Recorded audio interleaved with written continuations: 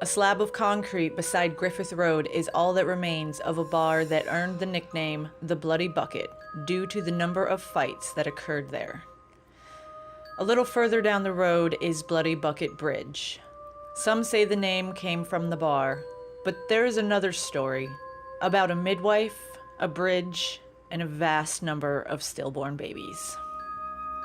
At the end of the Civil War, a newly freed slave woman made her way south from Georgia, and she and her husband settled in Wauchula.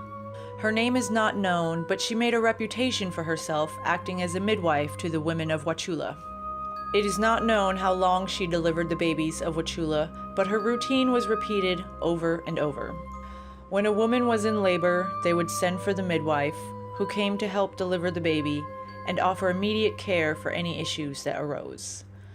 When her duty had been done, she would gather her supplies, including the mess that accompanies childbirth, and carry it away with her in a wooden bucket. She would clean her tools and empty the bucket into the Peace River on her way home. A particularly large family once called the midwife to help with the birth. After the child was born, the midwife whisked the child away and minutes later announced the baby had been born still. The distraught mother allowed the midwife to take the body with her, and the midwife buried the child beside the river before pouring the blood from the bridge. It is suspected the midwife took mercy on the struggling family and relieved them of the stress and financial burden of raising yet another child. After that, the number of stillborn births in Wauchula spiked. Every stillborn baby was delivered by this midwife, and people grew suspicious. They began to whisper about her and watch her closer when she was near. Rumors circulated that she was suffocating the babies as they were born and saying they were stillborn. She buried nearly every stillborn baby in the bank of the river and poured their blood into the water over and over.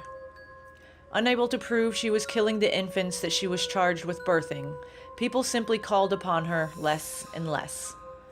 This lack of work seemed to change her behavior. Instead of just thinking she was crazy, the townspeople concluded that she was, and that gave them more reason to keep their distance. As the midwife slowly withered and mental illness consumed her, she ranted about babies crying around her constantly and claimed her old bucket filled itself with blood and needed to be emptied several times a day. She could be seen on the bridge emptying her bucket over and over. To this day, it is said if you look into the water from the bridge during a full moon, the water will be red from all the blood that's been poured into it. The validity of this story is in question.